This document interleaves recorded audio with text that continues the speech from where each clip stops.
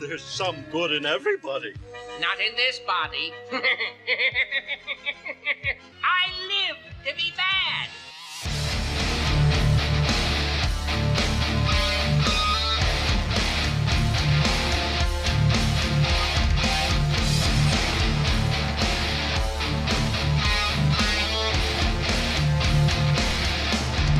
Hello, everybody. Welcome to another episode of Midwest Scumbag. I want to preface this episode by apologizing to our viewers for my audio quality. I know Elliot does an amazing job with editing our audio, but if you've been listening to this podcast chronologically, as you should, because there's an overarching theme and narrative that we're striving for, I recently got a new microphone and have been sort of trying to figure it out. It's a higher quality microphone than what I'm used to. And, I just wanted to put that out there as a sort of a humble brag as well, because it's fucking awesome. Rocks. What kind of microphone is it? It's a Blue Yeti, something or other. I don't know the exact big model dick, number. Alpha male. I mean, mic. it was one of the mid-range ones, so, I put a lot of time and effort into this podcast, and I just want it to show. Yeah. And all the money that I've made from this podcast, I didn't spend a dime myself. I just used it all royalties to buy it. Mm-hmm. Because that That's, big, circular every economy. Yeah, circular economy. I mean, every month, me and Elliot meet up. We meet up in this alley behind a Denny's, and he gives me my cut. But before he gives me my cut, he always makes sure to, pull out a wad of hundreds and, thumb through them, one by one. He says, Daddy gets a taste, and he pulls out 100, and he's like, this one's for you. And he's like, Daddy gets a taste, pulls out another 200. And then I get, after he's done doing that, I get what's left. After a year of that, I was able to save up about $100 and afford this microphone instead of using it. You put in that work, though. That was, I did. I feel like Daddy gets his taste, but I mean, I have to give it up. Daddy couldn't have done it alone, so that's just how it goes. It's a good Denny's. We should probably meet inside the Denny's and have lunch, but. Yeah, we've never ate there before, but it's just this one specific Denny's. Yeah. In the really seediest part of town. Mm-hmm. Oh, yeah. If we walk in, like we usually dress, meeting up, I'm in my giant, fur suit with the big zebra print hat, and you're, of course, wearing the high heels and the fishnets, and that's just normal, business transaction clothes. But for some reason, this Denny's, it isn't it's not business casual like us. So we have to wait. We have to meet up out back because we'd stand out. Not a lot of business people in Denny's as they. I once had a homeless man say he sucked my dick for some crack while we were there one time. That was pretty cool. Yeah, that's a solid business proposal. Shout out to Dave. Hey, Dave, if you're listening.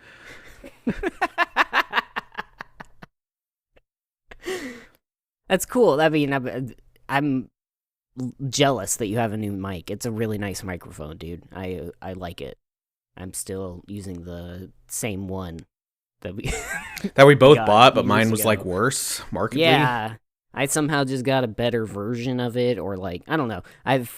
I think I only recorded with it, without all the fucking extra shit on top, the windscreen and the filter and the other filter that makes you sound like a man and not like a lady.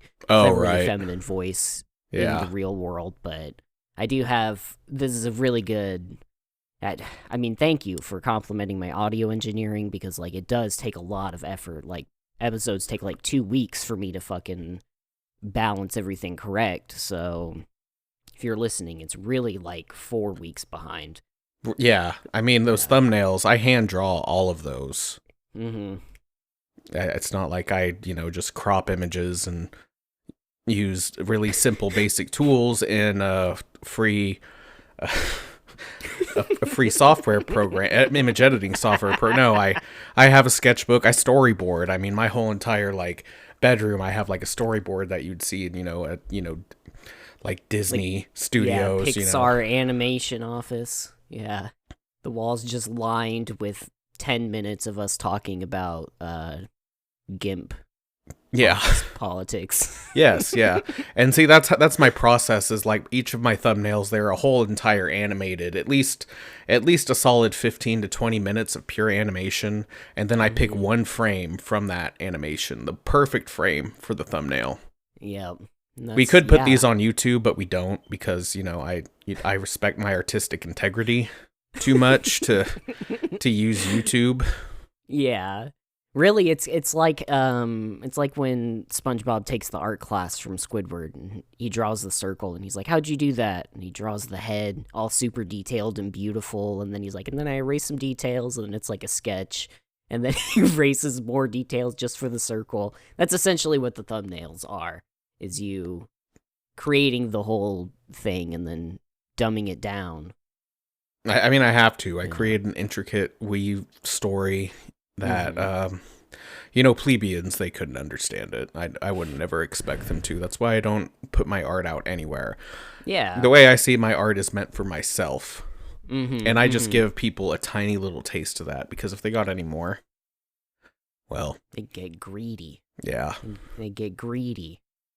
Yeah, but that's why we haven't really gotten onto the YouTube thing, right? The YouTube creating side. Yeah, that's the one of the main reasons. It's definitely not lack of manpower or anything.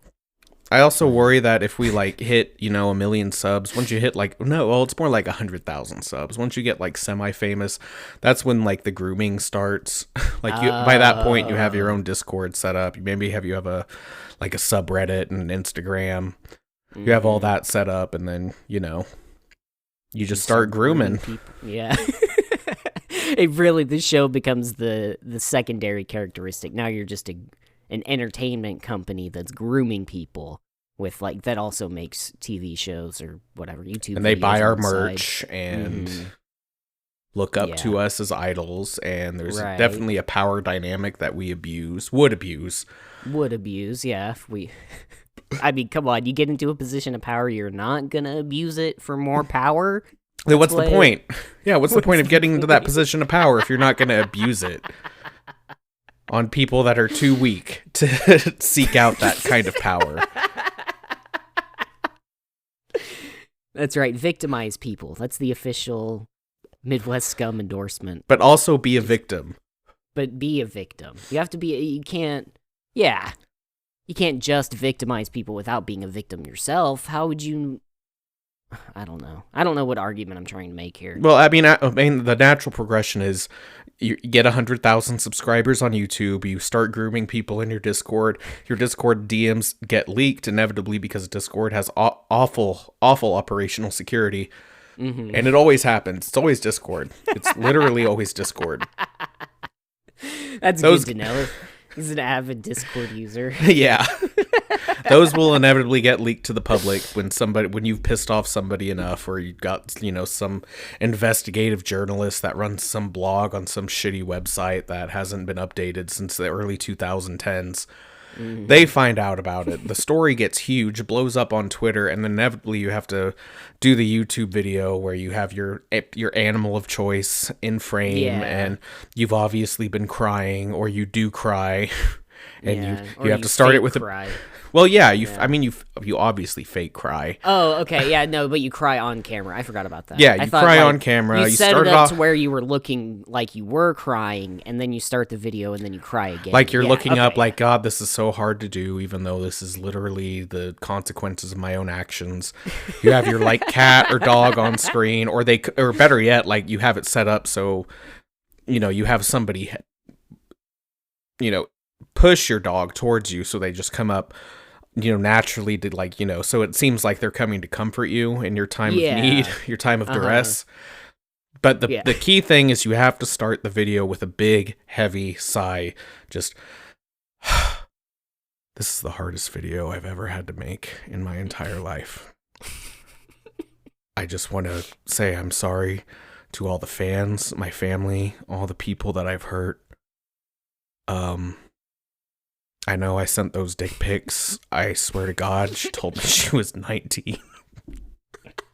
See, I couldn't do it. See, that's why I couldn't do it.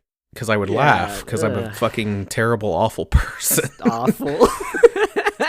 Not that I would groom anybody in the first place. No, that's God. the main thing. That's the main thing. That's why we don't use YouTube, because we're not groomers, and we don't want to become groomers. them. No. Power corrupts. Power corrupts, man.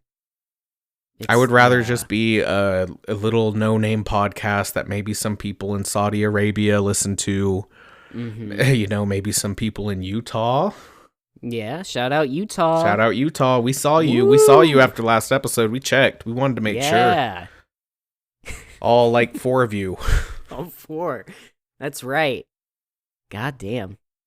Speaking of YouTube, dude, I have been getting into like watching more YouTube videos, like just because I'm tired of fucking streaming services now. All I really have is like HBO, and I don't really use it all that much except to rewatch like South Park, and I've been watching Aqua Teen again through like all the way and then like falling asleep to it. That's the one good thing about like HBO with Adult Swim stuff. You could just put it on and like fall asleep to it like back in the day, you know what I mean? Happy memories. Yeah, no, I loved Adult Swim. Yeah. Way back then. It was a lot cooler back then, I think. It was super cool. Even though it was all Family Guy reruns and I mean I remember it before that, like before it was Toonami, and so you'd get like a nice healthy dose of anime and stuff up to like 1 o'clock in the morning, and then it would just play like reruns of Hanna-Barbera stuff. Yeah. But then at a point when they like got Family Guy, it was like, okay, now we're going to play Adult Swim comes on at I mean, before that, the Adult Swim came on at what, like 11 at night, I want to say. It was like something like that. 10 or 11, late. Like cuz there was a block of Toonami that started, and then after Toonami would be Adult Swim, and it'd be like home movies, Space Ghost Coast to Coast, and other like really like shows that they greenlit, like 12-Ounce Mouse. That was one. Eventually after that, they got Family Guy, and then they started to syndicate a bit more, and they got like, shows that went on for a really long time, like Squidbillies. Aqua Teen Hunger Force was, huge. Yeah, it was huge. That was their South Park, I want to say, even though it didn't go on as long. I mean, I guess technically Family Guy is their South Park. Until they lost it. I know they lost it a few years back. Yeah, I would say Aqua Teen is probably more like their South Park, because it's like South Park was like the South Park for Comedy Central. So like for Adult Swim, their South Park was Aqua Teen, and like because like I think Family Guy and American Dad and stuff, they all started on Fox, right? Yes, yeah, they did. Yeah. I was just thinking in terms of longevity. Yeah. Aqua Teen, and I guess Aqua Teen did go on for quite a while. I mean, even had quite a bit. No, I'm thinking Space Ghost with the spin-off show. Oh yeah, the Brack show. Yeah, which was just an odd show, just very weird. Like they picked that character for the, for the spin-off. Yeah. I was got on a whole Adult Swim tantrum, but I've been watching YouTube more, is what I'm trying to say. Yes, I used to chastise people for being YouTube losers, but I'm now one of you. I'm becoming one of you. I'm growing the gills so that I can swim through the muck that is the YouTube community. So yes. I could be a creature of the Black Lagoon type guy. I mean, as long as you stay away from like the super huge YouTubers, I feel like you're in good shape. There are some really big ones that are, quality. Vsauce, I mean, he's huge, but his stuff is always good. I'm sure Mr. Beast is cool. I hear good things about him in general. Sure, he seems like good. He's like he's a meme dude that like just like, here's $10,000 just because I'm super rich. And Yeah. He got to that point of like, money is now a plaything for me. I But think then he was also rich can- before. And Oh, so, yeah, that like, makes sense. he was able to put all, after he got super famous on YouTube, he was able to just take all of his YouTube revenue and put it back into the community, so to speak. I mean, I mean, good for. I know he's doing like some charity shit, and that's cool. That's a good thing. yeah. But you know, when is it going to be revealed 5-10 years down the line? When are his Discord DMs going to get leaked? Yeah. I mean, I'm sure he can afford like a whole IT team to like set up a VPN and isolate his network, so that can never happen. But you know, you never know. You slip up, it happens. Like, put some, take a couple nude pictures of yourself. You don't realize that your pictures are linked to your iCloud, and that's how you get you know, nude pictures of celebrities. Yeah. I think it happened again. I think there was a second fappening, but it got swept under the rug just because of the way social media is nowadays. Yeah. I can't say for sure. I have nothing to back that up, but I thought I saw something about it. It could have just been someone memeing, but I didn't look into it because, you know, I respect celebrities and their privacy. Yeah. Oh, okay. I don't want to, you should respect them. I was going to say you just got your fill of naked celebrities the first time around. It's like, okay, do I really need to see come on. It was Jennifer Lawrence. Yeah, like, do I need to see every female movie star's nipples? Like, not all of them. Most of them, sure, but I mean, what if it was like a picture of Chris Pratt hanging dong? Yeah, like, I mean, that I'd be interested to see it just because it would be funny, not because I'm interested in men or naked men or anything, but just because it would be funny. But you know what I mean, right? Anyway, so YouTube. YouTube. So yeah, YouTube. I was watching. Okay, video game shift. Get off of this fucking shit. This dude on YouTube, Daryl Talks Games. You've sent me a couple of his videos. I watched a couple of them on my own. He does a bunch of cool like psychology analysis videos and stuff. I think that's probably where I learned the word ludology from those videos. Is that, or did you just know it because you're like a smart dude? I learned about ludology because many years ago, at some point on Reddit, someone linked the subreddit. It was either on an R Games thread or R Gaming thread, and it was just, you know, the theory of video games and what makes them work, you know, how they work, why they work, etc. But yeah, it's, you know, we've mentioned ludology before. Okay, he's definitely mentioned ludonarrative dissonance in one of his videos, but he had this one recently that he was talking about, like the gaming backlog and like how you just buy games and play them, and then like, or you plan on buying games, or like you know, there's just so many fucking games out. It's impossible. It's like literally impossible to play every video game, you know. Especially if you like have many genres that you like. Yeah, I almost envy the people that are only into arena shooters or Twitch shooters like COD, Call of Duty, or Halo, because that's like the only type of game they play. Yeah. Whereas, and not every single one is like, and you know, it's a case by case basis. Like personally, I enjoy like RPGs, JRPGs. I like first person shooters, but I don't like multiplayer ones all that much. I got into Overwatch. Pretty heavy for a point, but oh yeah, yeah, no, I feel that. Like, if you could just play fucking every installment of Call of Duty and be perfectly fine, that's awesome. Like, good for you. I wish I had that, but I don't either. I don't as well. I need to, like, I have to bounce around from like CRPGs to ARPGs to like shooters, hentai visual novels, yeah, non-hentai visual novels. I like I also like the ones that are like a match 3, and once you match enough, you know, their clothes come off. That's fun. Those are cool. Those are fun games. Yeah, Just A lot of Bejeweled, but really porn. strong story elements. Yeah, they do. Yeah, they usually do have pretty strong story elements, like the good ones do, at least.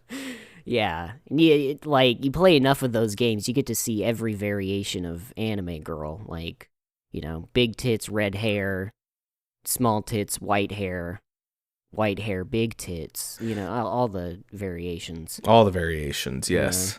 Yeah. That's cool. But what was I talking about? Video games, lewd narrative dissonance, yeah, YouTube, and how it relates yeah. to YouTuber video Yeah. or video game YouTubers that you may have. Dude, yeah. Oh, backlog, dude. Okay, yeah. So he did a whole video about like he did a whole fucking spreadsheet of writing down like every video game that he wants to play, and then like including like what the estimated runtime is for the story, what like the completion rate is, or like how many hours it is to complete everything versus just like story run-throughs, and then like compared and contrasted everything with like how much he would want to play it, how interested it was, and then like after, I don't know, he has this whole plan for fucking 2023 where he's like gonna play all these games on his list, and he made spaces for like new games coming out to include, and he has like a whole analysis. It's fucking nuts, dude. I was like, whoa, that's a lot of work, and I was impressed by it. So I'm gonna try to like somewhat organize my own fucking games and backlog this year, and just because I'm a copycat, I'm just gonna copy what he did. And Well, sure, that's what YouTubers are for, yeah. so you can like have a parasocial relationship and copy everything they do, integrate it into your own life. Yeah, and just do what he did, and then talk about him on my podcast, and then move on to the next YouTuber that I can copy. Yep, that's what I do. That's how I've been doing life. That's where most of my jokes come from. It's just YouTubers that I'm recycling jokes from and switching them up. Making time. And that's not what a comedian does. They just steal jokes, but change it a little bit to make it their own. Like you can't be pretty much. You can't be like Carlos Mencia or whatever and just steal jokes. Ay. Dee. I forgot what his real name is, like Eugene fucking something. It's something like that. Shout but yeah, out you can't, it's okay. It's totally okay to do that with YouTubers. I did it with Moist Critical for the longest time. Yeah. I mean, I used to love his content. I really did. And then he just became like a drama YouTuber, and I've tuned out quite a bit from him recently. His like Twitch VODs where he like plays games and stuff are still pretty good, but seems like every day he has some 15 to 20 minute long video about some new drama that's going on or something. Not dogging him or anything. I respect the grind. Dude's fucking made millions off YouTube, and that's awesome. That's the kind of life I want to lead. But yeah, I mean, it's cool, but yeah, it's hard to get. Like I alluded to before, the swamp that is YouTube. It's hard to be a kind of person who's like making the algae for YouTube without getting like sucked into it. Yeah. That's funny because algae and algorithm metaphor are like the same kind of. Oh my god.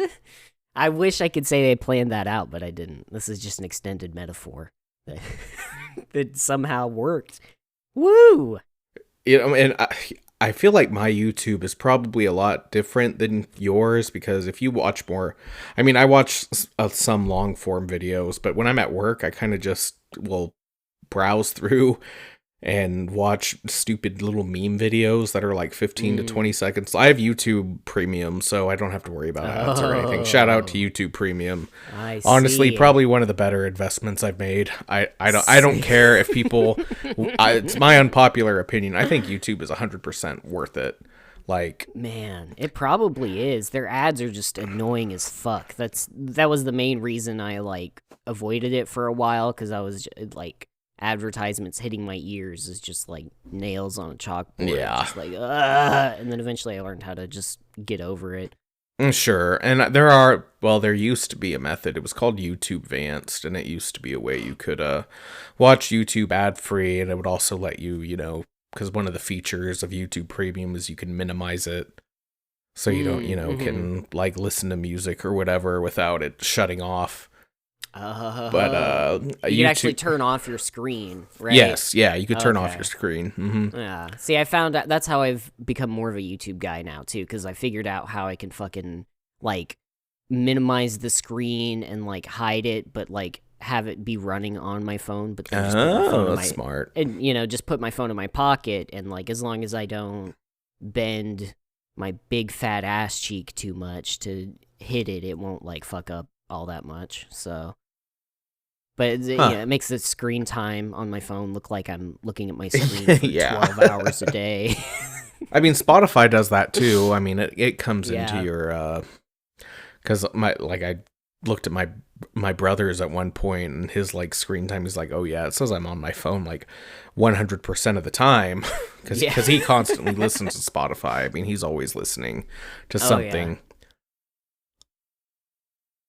Yeah. Does it really?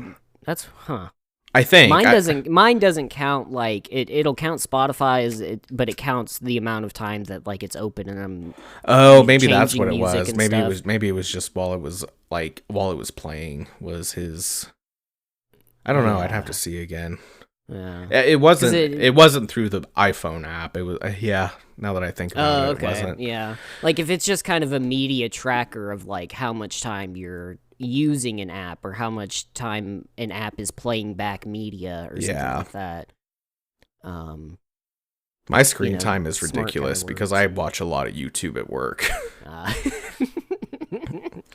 I've started to remedy that by bringing my laptop so now at least I don't have to see the statistics.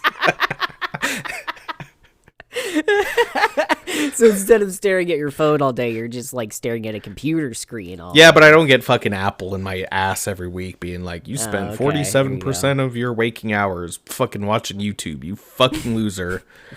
Touch some goddamn grass. And I'm like, I'm sorry, Tim Cook, I think he's the CEO or whatever now.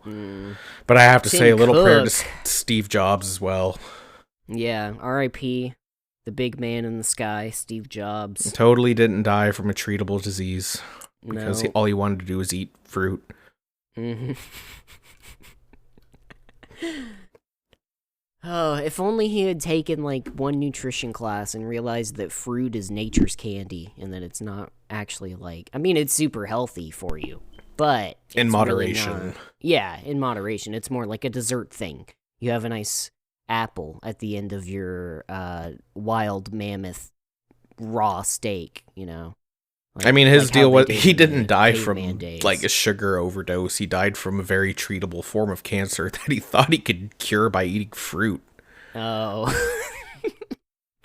I can't remember what kind of cancer it was, but it had like a 98% success rate with chemo. Oh man! And instead of just doing chemo, he was like, "I'm just gonna eat fruit." Yeah, I mean, it wasn't just eating fruit; it was some sort of alternative, holistic medicine. It's like Gwyneth Paltrow and her Goop. Oh yeah.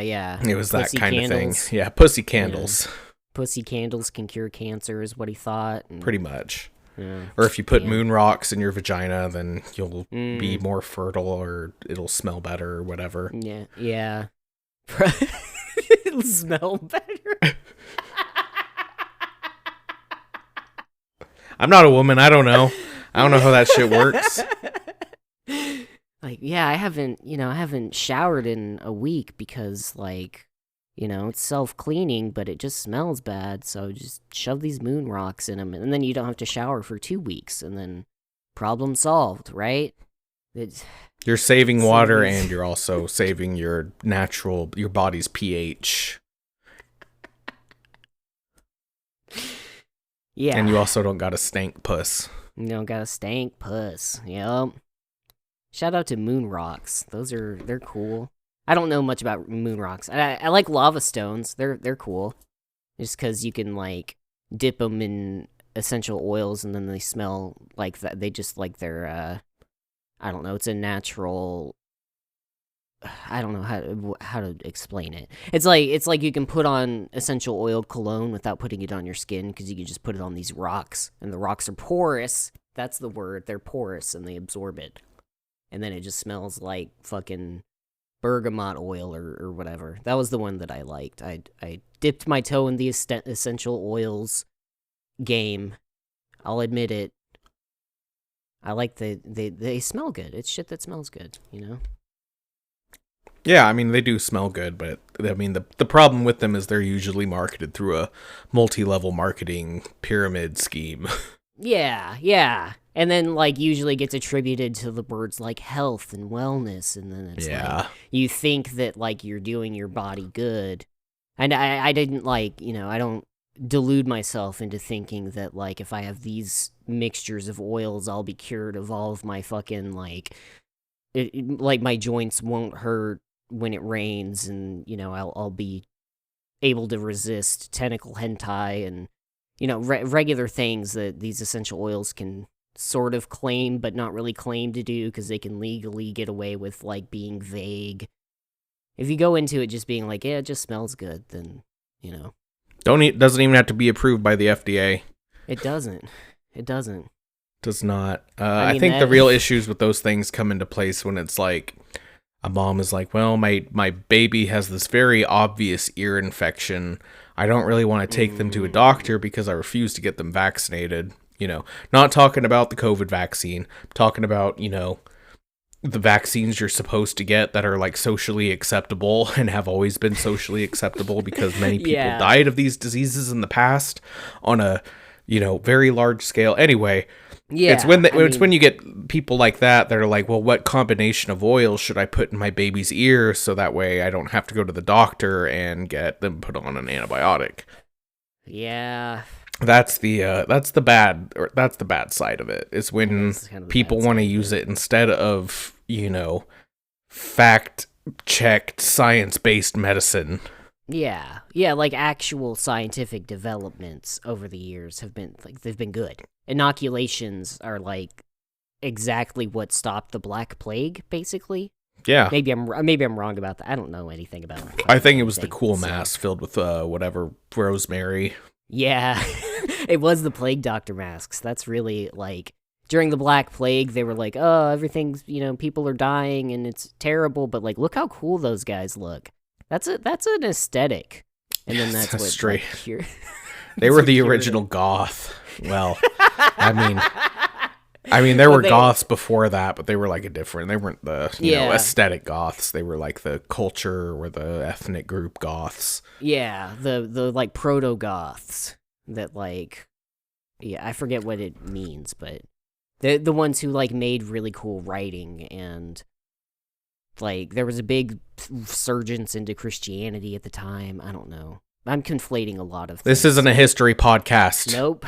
We're not going to get into it unless it's about Rome, which we also don't know anything about. We don't know shit about Rome. If it wasn't an Assassin's Creed, I don't recognize it as history. I did realize something about Rome recently, because I talked about the fucking calendar change or whatever forever ago, and then I was just on Wikipedia and I was like, oh, like, I spouted out that information, but I don't think it's right. I don't think I was right in what I said. Because, the calendar has changed under Roman emperors, like, a ton of times. Like, every emperor fucking tried to change the calendar and put his I think name there was in one there emperor that somewhere. wanted to have every month named after himself in some way. Yeah. I don't have one any who, like, proof for that, totally redid it. But you're right. A lot of emperors wanted to. I mean, you're not wrong with whatever, Julius in July, right? Julius Caesar, Augustus in August. Those are factual. But it was like every emperor wanted to rename a month. Yeah, and they all had, like, a bunch of different months, and then I realized, like, oh, that was only even during the Roman Empire. I don't ever think about, like, the Roman Republic that was around before, you know, it was a republic before it became an empire, and then before it was the Roman Republic, it was a monarchy that was overthrown, and then, like, history repeats itself, you know, and we're seeing... I'm not a history guy. I'm not smart, everybody. I'm just saying. There's a lot to it that I like to look at and read, but I don't know fucking anything when it comes down to it. So it's cool. It's whatever. It's like, I don't know. There's other podcasts out there that go into the Roman history a lot better than ours. I wish I could name them. There was one I listened to a few times. I think it was like Pax Romana maybe. Ooh, okay. I believe it was something. It was a podcast in Latin. If not, the podcast wasn't spoken in Podcast was Latin. in Latin. Wouldn't that be That's fucking awesome though? That'd That'd be so fucking sick. cool. I wish that I still knew Latin so that I could write a podcast episode for you and I to recite in Latin, and then we put that out, and then that's when we become like a high art podcast. And I don't know, Oh man, that got me thinking of what it would be like if Sophocles had a podcast and it was all in Greek. I'm sure there are all Greek podcasts, but I'm talking about ancient Greek. Dude, his audio quality would be shit though. Like his game would be turned up max, and he'd just be like, it would just, I don't know, he would say some. It'd be something very Greek profound. words. I don't know any Greek words Yeah, either, I don't know any besides Greek words. balaka, which I think means shit. Ah. I played Assassin's Creed Odyssey, and Wasn't that in Egypt though? Odyssey was ancient Oh, Greece. Odyssey. Yeah, never mind. Yeah, I mixed that up with Origins. Same fucking O words. Pick a different word between titles. Come on, guys. You They think the did. world revolves The around third you? one's called Valhalla. Oh, okay, good. Well, at least they changed that. Yeah, they didn't change the formula though. No. It's still just a bloated mess of climb up to this point, find all the landmarks, go do the little stuff. I did think it was kind of weird. I watched like a 10-second clip of somebody finding something in Assassin's Creed Valhalla, and I was watching him like climb this building, and I was like, I don't think Vikings like did parkour. Like, I don't think they climbed. They didn't have a whole lot of tall structures. They were more about boats and land and pillaging and shit. Man, there's where we're getting into the issue with the new Assassin's Creed games. Okay. And even like Odyssey was very much like this is like you would scale a statue, just a ancient Greek statue. I'm like one of the first statues you scale is Zeus, and it's just a sheer probably marble or granite statue that you climb up. It does have the dick modeled, which was pretty cool. That's cool. So you could nice. like one of the first pictures I took, and probably one of the first pictures everybody in that game took, was you hanging off Zeus's dick, which was flaccid, Yeah, and tiny, I'm sure. Yes, a small, civilized, flaccid dick. That's what they thought was like, the opposite of barbarism would be like if you have a small dick, Mm-hmm. I guess because you're not focusing so much on your dick exploits. You have time to think about like forming a republic and the freedom of your civilians and like wearing a dress or a toga. Using a communal sponge to wipe your ass. Yeah. How much olive oil tastes good and is good for you. Can't blame them. I mean, that was like their main export. Yeah. That was like the only thing that would grow. Olive trees. Everybody had an olive vineyard. Yeah.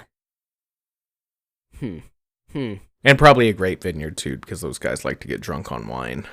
Yeah, they did. Got crunk on some fucking nasty ass Greek wine. Yeah, dude. Have you heard that they found like ergot residue in like their wine flasks, or not flasks, but like casks and stuff of like some ancient Greek.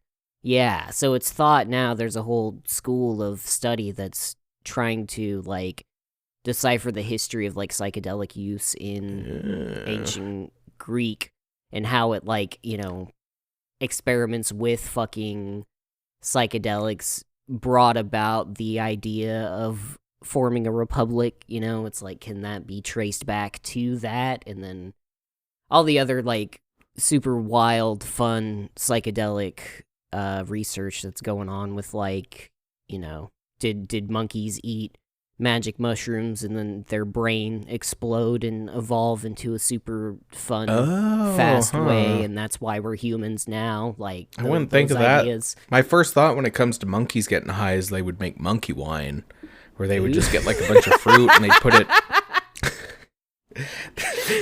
They're like monkey sommeliers. Yeah, yeah. Basically, I mean, for like real historical context, well, not historical, but context, what monkey wine is they would gather up a bunch of fruit and they would store that fruit, presumably, you know, for the winter seasons, whatever.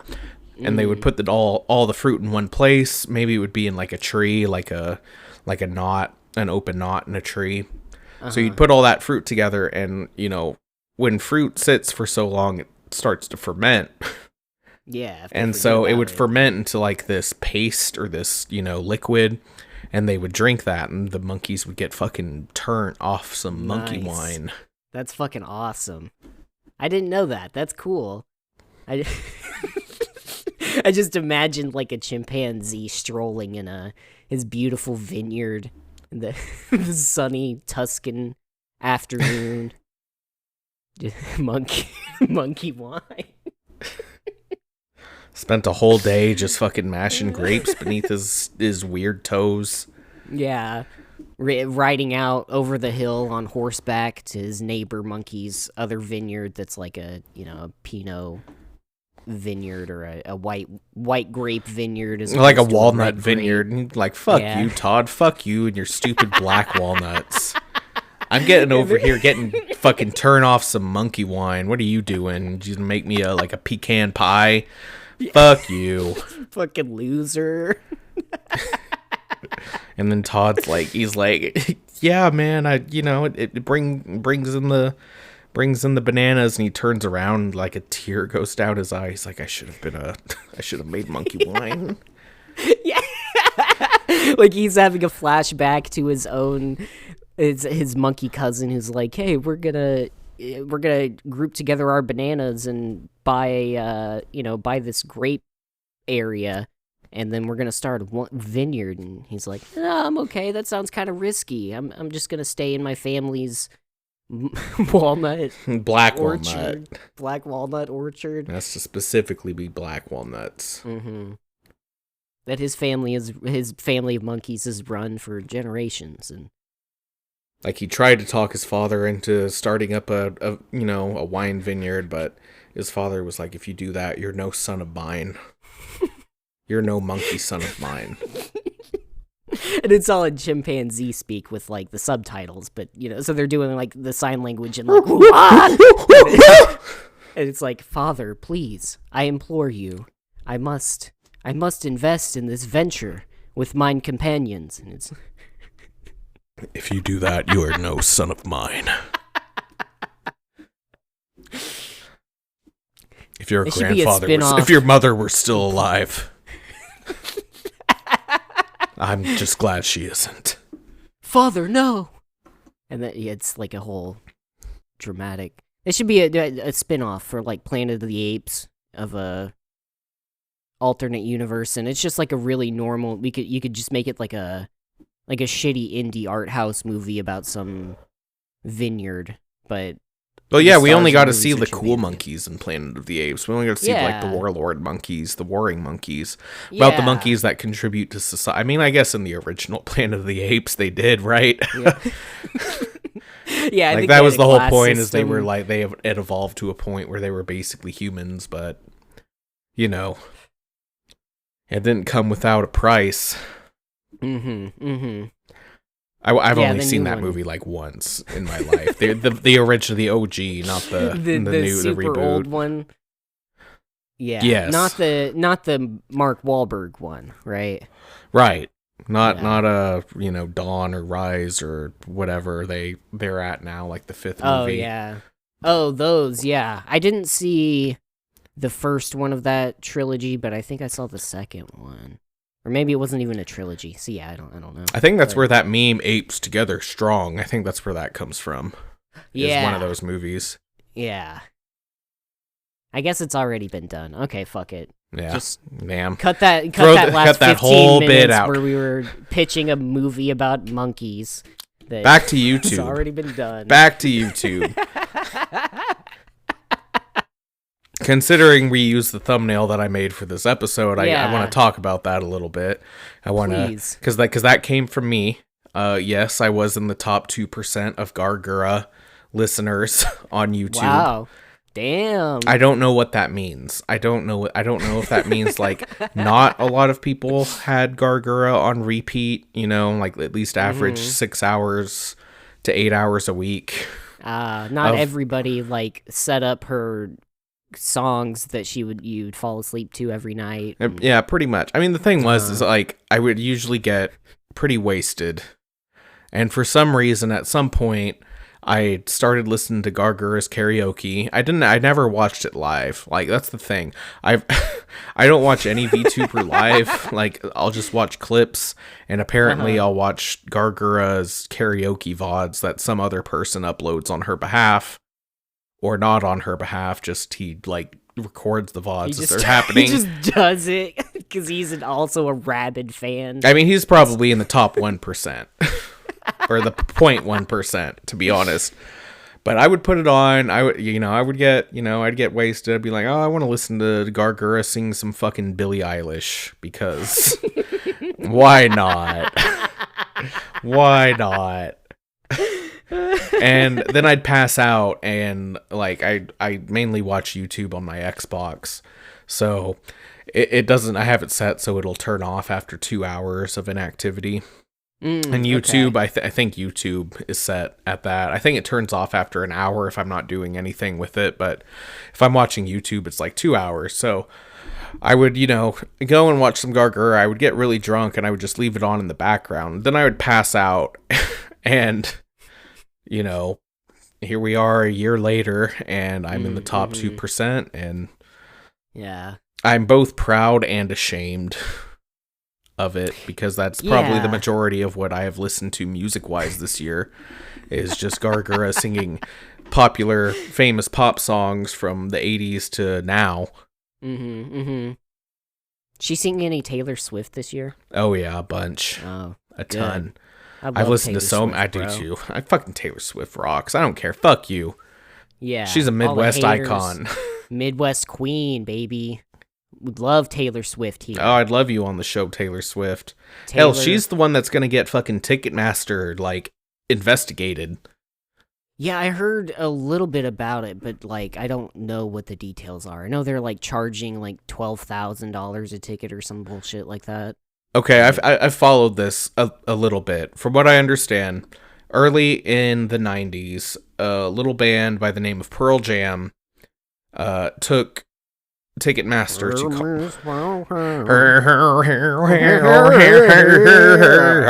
okay, that's out of my system. Sorry. Goddamn mouthful of marbles, grunge area. They took Ticketmaster to court in the 90s, and I think it went all the way up to the Supreme Court. Not sure. They lost though, and that set the stage so Ticketmaster could monopolize ticket sales. I mean, it used to be, from what I understand from hearing old heads talk online and from what I've heard my mom, my mom saw Metallica in like 1991. She got the ticket for $20. Damn. So Nice. After that, Ticketmaster started charging fees and stuff, so tickets started going up in price. Mid 2000s, it got worse. I want to say in the 2010 to 20 area or time frame, they bought out Live Nation, who was like their competitor, their only competitor. So once they bought out Live Nation, they became a monopoly on ticket sales. Damn. Because they had like gone through every major venue in the United States and like most of Europe as well. So that all ticket sales were done through Ticketmaster. Jesus. Well, recently Taylor Swift was starting her like Midwest tour, or not Midwest, it was like a nationwide tour, and she was going to hit up she was going to go to like Oklahoma, Nebraska. She was going to go to places that usually never get any big, I mean, that's a major problem living here in the Midwest, is if you want to go and see like a super group or even just a really popular band or a festival, you have to go to like Chicago or St. Louis. I would say like Omaha. No, I was gonna say Oklahoma City, but no, not Oklahoma. That's Yeah, a bad I mean, example. Yeah, never any in Kansas. Sometimes Yeah. Kansas City, but usually not. Yeah, rarely. I was gonna say Colorado, but Colorado isn't Midwest. Colorado is like mountain. They're like their own thing. Yeah, they're in they're in mountain time zone, so they're their own. They're So- in they're what, the Colorado mountains? Yeah, it would be the mountain. I mean, it's in a Rockies? Rocky different Mountains? time zone. The mountain. I guess Yeah. half of Colorado is, or whatever. Yeah. Point is You can that I mean you can join the Midwest, we don't care. yeah, we Colorado's take cool, you whatever. gladly. Yeah, gladly. Sorry, but go ahead with Ticketmaster and Taylor Swift. She was going to go on tour. And She was gonna go help on out tour, the and- kings and queens in this area. Yeah, she was gonna hit up like places that where her audience is. I mean, she's a Midwest Yeah. queen, She really obviously. is. So she's Yeah, gonna she is. she's gonna try to go to these states. She's gonna go to these smaller venues that could still support her, but apparently, like Ticketmaster couldn't handle just how much of a diva she is. Like how much tickets she would sell. On top of that, the tickets would also be like another big issue with Ticketmaster is bots will come and buy the tickets and then they'll resell them on Ticketmaster. Oh, yeah. So Ticketmaster gets a cut of the original sell, yeah. the sale, and then they scalp. rehost them and they scalp them. They also get a cut of the scalped sale. Oh, that's fucked up. Yes. Yeah, that Yeah. okay. That makes So it's like if they sense. get 30% whatever fee on the original sell and then they get another 30% fee on the scalp sale, they're fucking making tons of money. Because those Yeah. scalp tickets will go for like $1,000 to like $500 to $1,000 plus for Yeah. seats. like pretty much exactly what happened with like PlayStation 5 when it came out. Is they just got fucking scalped to shit. I guess that was probably more bad actors than bots. I don't know if it's Both. comparable, but It'd be yeah, both. Yeah. similar situation, but with live music, and that's not cool, dude. No, it's Yeah. not. I mean, Like paying fucking $100 nerdy plus video bucks a games, ticket wait. for like a small show, what's supposed to be like 5 bands is outrageous.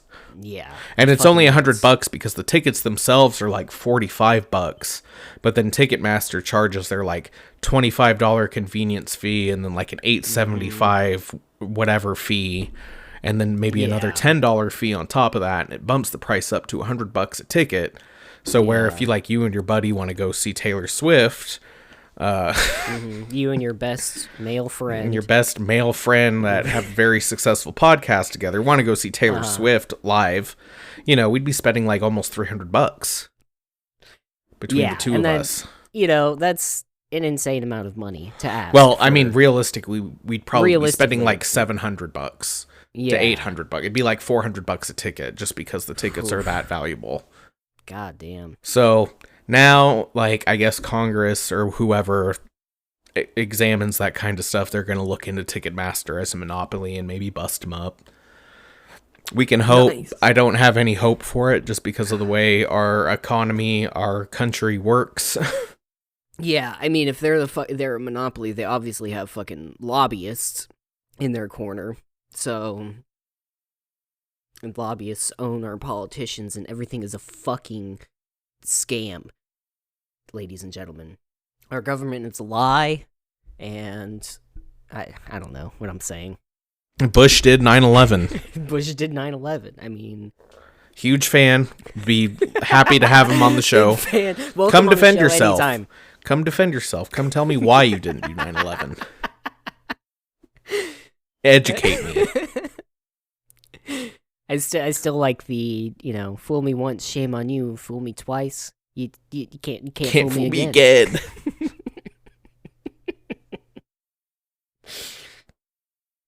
So you're a Gawr Gura fanboy. I am a That's- Gawr that's Gura pretty fan. cool. I don't care. Yeah. I'm a fan. I mean, she's cute for an anime shark girl. Yeah. Yeah. That VTuber sensation that swept the whole entire universe in 2020 because of COVID. Yeah. I mean, we can't forget, the backs it was built on, like Kiryu Koko and No. Rushia. Big. Mm-hmm. Elite Miko. Oh yeah, yeah. She was the first one I saw. That was the first one I saw too, and I think we know the video that the clip that infamous GTA clip that it's like a big meme in the HoloLive community. Whenever they play, GTA, that inevitably comes up, and nobody has ever said that word again. Yeah, because they know, but they'll be like, "No, Chad, I'm not gonna say it." If you know, you know. Yeah, it's just a beautiful, beautiful instance of these things happening. And then that's it's like completely innocent. And from there, it blew up. Like everybody was like, "What the fuck is this?" Like these live streamers that use anime avatars and they play video games. Like it is a neat neckbeard's wet fucking dream. Dude, it really is. Oh my god. And then they started adding different flavors of them. You had like ones that would pretend you're their boyfriend, or they would be like, what's it called? A Gachikoi, I think is the term, which is like somebody that it's part of the girlfriend experience. Oh, Gachikois. Yeah, koi means love. In like gacha game. So it's like you're paying for love. Yes. Gachikoi. Yeah. Oh, okay. I want to say that. Yeah, I'm pretty sense. sure that's it. It's Gachikois is what the viewers are in that. There aren't a whole lot like that. I know Rushio was one before she got banned because she was getting dicked down on the side, and her Discord message like popped up during a stream. Damn. And, yeah, like that was a whole like huge thing in the community. Is she was playing GTA, I think, of all games, and like a Discord message came up, and it was from some dude, like some idol dude, and he was like, "When are you coming home?" And it completely because her thing was the whole girlfriend experience. She made chat feel like she was their girlfriend, and then to have that come down and break kayfabe. Which I think we've discussed kayfabe on the show before. It's what wrestlers do. It's it's like the act. Basically? It's your persona, whatever it is. Like whether you're a heel or you're like a good guy or a whatever, or you wear face makeup and pummel people off a giant cage. Yeah. You're doing suplexes from 50 feet in the air. I can't do what was his name? JR?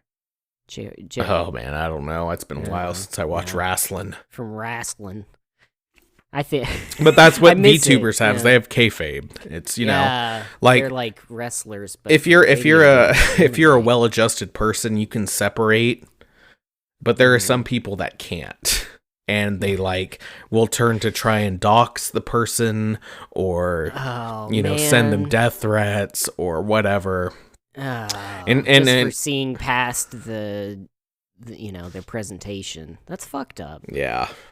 That's like getting mad at a magician that you go and see if you see where the lighter fluid's coming from, and you write a strongly worded letter and mail it to his home and be like, "You're a fucking fake and I hate you," and that's stupid. It's obviously not real. Just sure. I mean, maybe not that. Maybe that's an extreme, not a good example. But I mean, it happens sometimes. I mean, in terms with these VTubers, sometimes after a stream ends, they'll forget to mute their mic, and then you'll hear them talk in their normal voice because they're all putting on. They're all their using their robot voice. Is that what? That was? Their robot they voice. They start talking in their male normal voice. It's like, "Hey guys, goodbye. Thanks for the stream." I'm like, God, I'm fucking done. I'm gonna go take a fat shit. That hasn't happened yet. I think 100% of the time, these Japanese company they hire these girls to play girls, and they hire guys to play guys. I mean, yeah, maybe to avoid situations like that. Or maybe they don't want to accept that a man could play a woman just as well as a woman, and vice versa. It just really. I mean, you're in it for the personality. You're not in it for Yeah. Well, it's not like I want to watch them play video games. It's not like I want to watch them be bad at fucking the newest Fall game that's Guys. out. Yeah, Fall Guys Sure. or yeah. That's just one I watched. I think I watched Pekora play Fall Guys. Oh, Sada as I Pekora. was, yeah, I thought I was into her for a minute. She cute, and then I was like, for a minute, I don't know, it hit me, and I was like, God, why am I doing this to myself? Like, I know, I have that all the time. Like I said, I don't watch them live most of the time. I have been, I will admit, one of them has been playing Persona 5, so I've kind of tuned in to that whenever she's playing it, just to like see where she's at. And maybe catch her when something crazy goes on, but it's Calliope. Oh, nice. Okay. So That's cool. Her and Corone, when they played some like co-op game that was like a co-op puzzle thing, like one person gets the side of the screen that's like they have to press these buttons in this order, and you have to like, communicate that to them, but then like the language barrier, and then, so that was fun. That's fun, especially because she speaks fluent Japanese. Calliope does. Yeah. So and it was like she had Garone try to explain, like I think they had to do English only, and her English was not great. It was, adorably bad. Oh yeah, so, I know, she's great. I still like cute. I always think Kusa, big Kusa, or turtle house, small turtle house.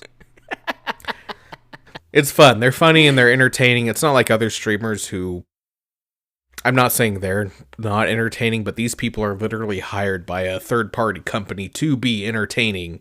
Yeah. It's super impressive. I want to be a VTuber. I want it. I think it would be fun to be one. It's a thing. It's happening. Because I want to see myself as an anime character. So. You should just send your resume into Cover Corp or Nijisanji. I think they're the two really big ones right now, but they're starting to diversify and get a male cast. Like they released HoloLive released Hollow Stars, I think, a couple months ago, and it's all guys. Oh, that's cool. That's the market that needs to be tapped into. There's plenty of degenerate female weebs out there who just, that will separate what you really look like from your anime avatar.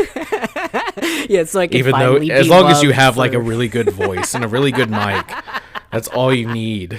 I mean, you need like a good computer to run the software and whatever, but it's the voice and how entertaining you are, how I would say being kind of good at video games is important, like at least being able to at least like not have to be like, oh, what is this? The X button? Which one is that? Is that one the green one?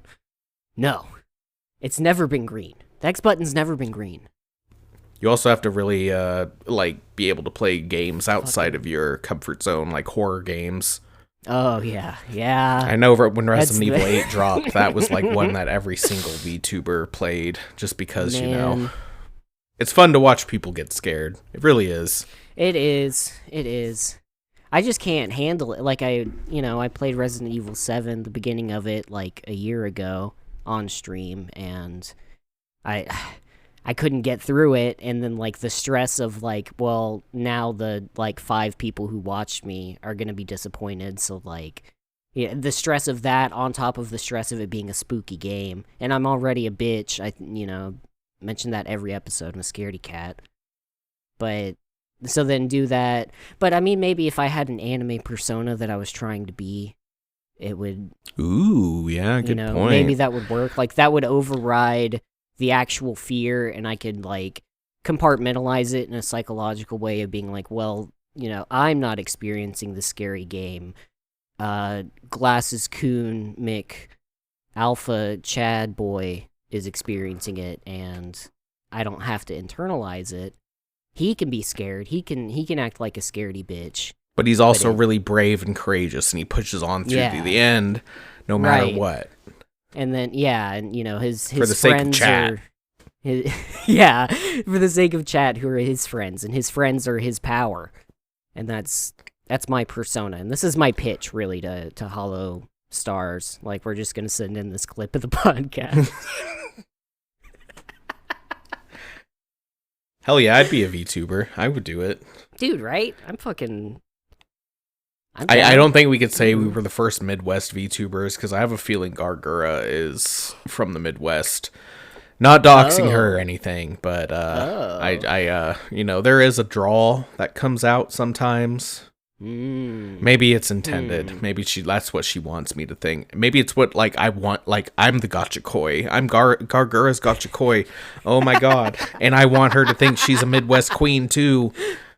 Yep. But it seems like in the songs they choose, if you're gonna sing Taylor Swift and some other country songs, then maybe I think you got a bit of a Southern or a Midwest.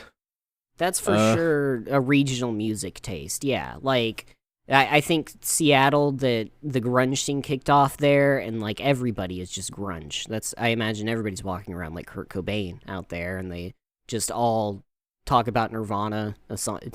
Shoot up heroin and that's just a wear regional plaid. thing for just a regional thing for Seattle. Drinking coffee, but us in the Midwest, it's hanging out in wheat fields and listening to Taylor Swift. Yeah, drinking light beer. Mm-hmm. Primarily light beer, only light beer. Mm-hmm. Owning a pair of cowboy boots at one point in your life, guaranteed. Absolutely guaranteed. Mm-hmm. I think I had some as a infant. Oh, I did. There are pictures to prove it. Yeah. Never been my thing, cowboy boots, but I've never been I wasn't a farm. I wasn't a farm. I mean, if I was a cowboy, I'd probably, that's they're the perfect shoe.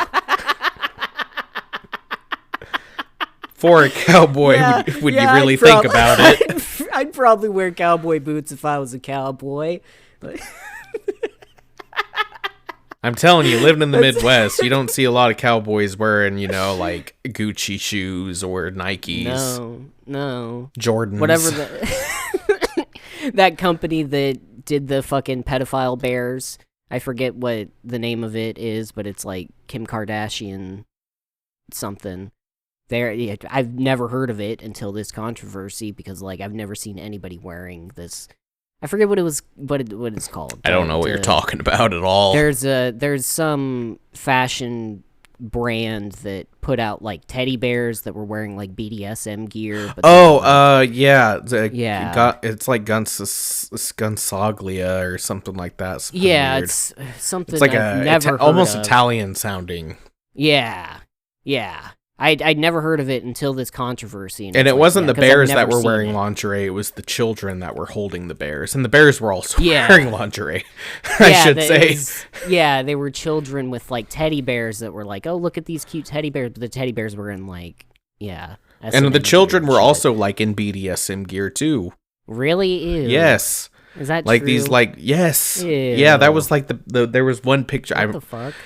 I saw it was on Reddit, hand to God. And it was the big picture that started the controversy. It was some 8-year-old girl that was wearing a BDSM, it wasn't super revealing, but it was very... still, it was that. Not something an 8-year-old should be wearing. And the bear itself was also wearing the same outfit. That was the picture I saw. That was what the fuck? What the fuck is going on here? Weird. You don't see that shit in the Midwest, bro. That's nasty. Ugh. Yeah. How did we get to that? Gawr Gura. Gawr Gura, welcome on the show anytime. Always welcome on the show. Yeah. None of those VTubers are allowed to come on any.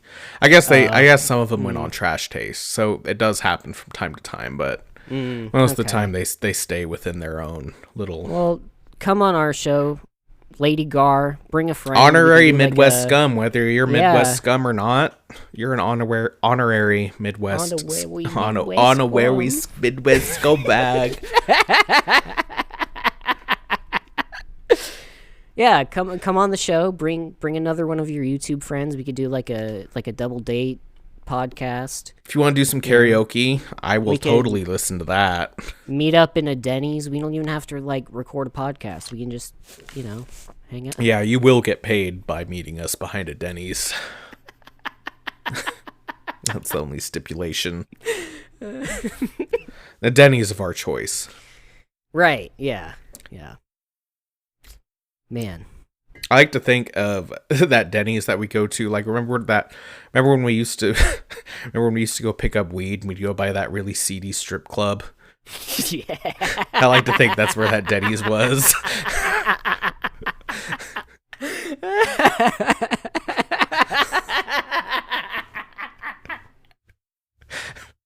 That's where we'll meet, behind there.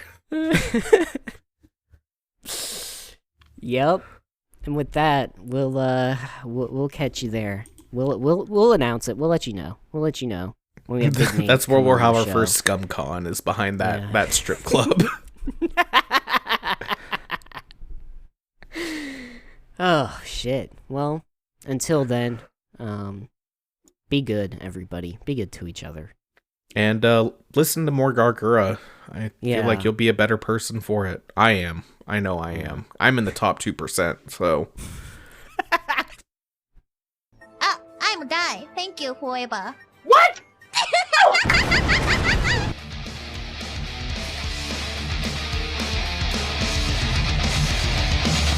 Come on, baby, kiss me.